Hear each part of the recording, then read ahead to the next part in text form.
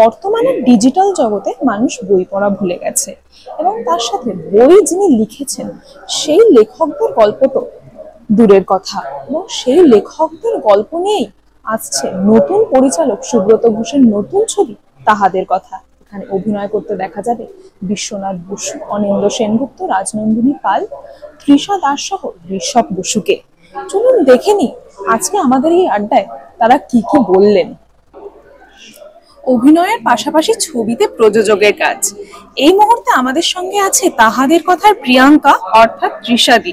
কেমন আছো বলো এই গরমে? আমি খুব ভালো আছি, তুমি কেমন আছো বলো? ভালো আছি। আর এই যে তোমার অভিনয় জগতে আসা, এটা শুরু কিভাবে, মানে ইন্সপিরেশন কে ছিল বা কিভাবে এলে?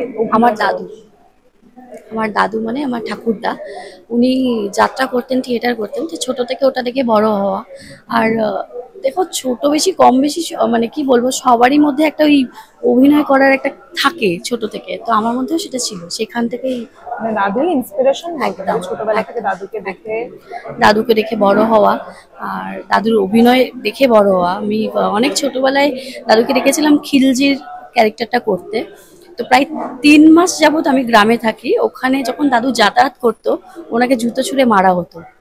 তো এটা দাদুর জন্য একটা বড় পাওয়া ছিল। তো সেইটা দেখার পর থেকে একটা মানে তাহলে আমিও তো করতে পারি, আমি তো তাহলে দাদুর মতো কিছু একটা অর্জন করতে পারবো, ওটা থেকে। আর প্রথম ছবি তোমার তাহাদের কথা, হ্যাঁ, কি বলছে দাদু কি বলছে, দাদু কি?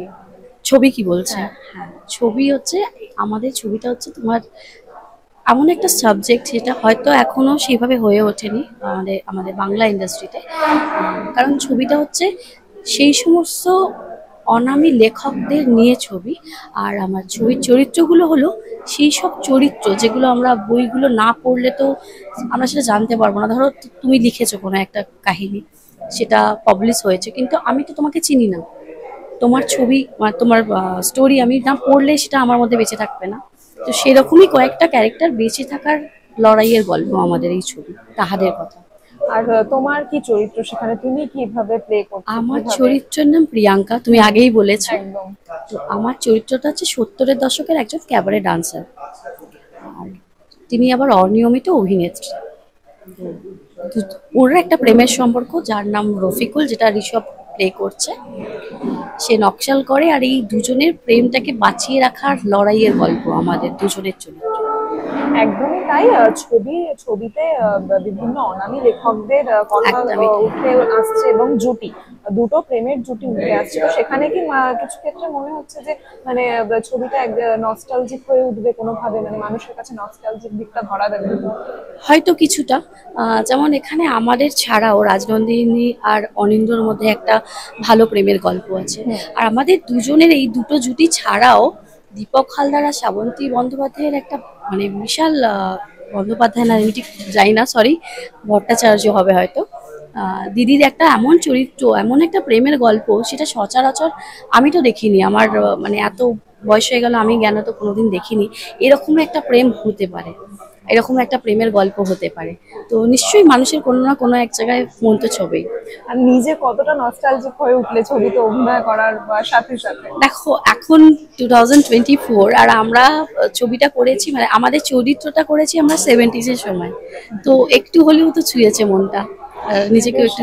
মানে আগেকারের হ্যাঁ, হ্যাঁ, হ্যাঁ, মানে ওই সময়ে যখন, মানে ওই সময়ের অভিনেত্রীরা যেরকম সাজতেন, যেরকম ভাবে চুল বাঁধতেন, যেরকম ভাবে লাইনার করতেন, সেগুলো একটা মানে ছোট দেখেছি যে ব্ল্যাক অ্যান্ড হোয়াইটের ছবির হিরোইনরা যেরকম সাজতেন সেরকম আমাকে সাজানো হয়েছে। তো বেশ খানিকটা রিসার্চও করতে হয়েছে অনেকটা, তাই তো? হ্যাঁ, বলতে পারো সামান্য কিছু। আর বই কি পড়া হয় এমনি ফাঁকা সময়? এইটা একটা ভীষণ মানে কি বলবো, তুমি একটা দারুণ জিনিস আমাকে জিজ্ঞাসা করলে। এই যে বললে প্রযোজনা, ছবির স্টোরিটা শোনার সময় আমার শুধু একটাই কথা মাথায় এসেছে যে আমরা ছোটবেলায় কি করতাম, তো তুমিও জানবে, অল্প বিস্তার আমাদের যখন স্যাটারডে সানডে অফ থাকতো তখন আমরা আবোল তাবোল পড়তাম, নন্টে ফন্টে পড়তাম, মানে ছোটবেলায় যেটা হয়। তারপরে একটু যখন বড় হলাম, রাজলক্ষ্মী শ্রীকান্ত পড়েছি, শরৎচন্দ্র চট্টোপাধ্যায়ের আরো অনেক লেখা আমরা পড়েছি।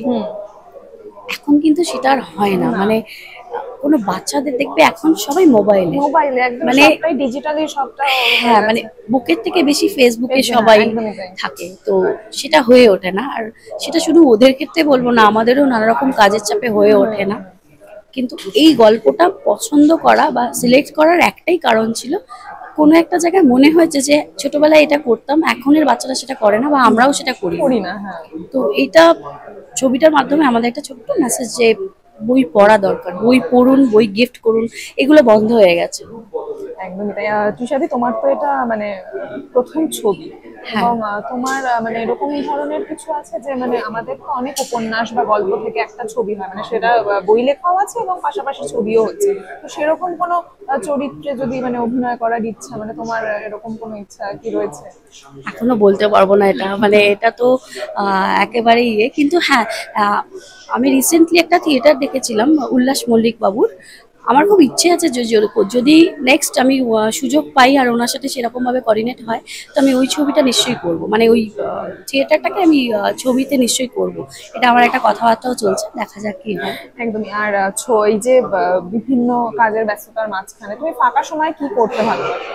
আমি ট্রাভেল করতে ভীষণ ভালোবাসি, বই তো পড়া হয় কিন্তু সেইভাবে হয় না, কিন্তু আমি ঘুরতে ভীষণ ভালোবাসি। মানে আমাকে যখনই তুমি ফ্রি টাইম পাবে, মানে ছাড়া পেলেই আমি কোথাও একটা চলে যাবো, এরকম একটা ব্যাপার। আর একা না, আমি একা ট্রাভেল করতে, অনেকেই বলে একা ভালো লাগে, না আমি চেষ্টা করি ফ্যামিলি নিয়ে।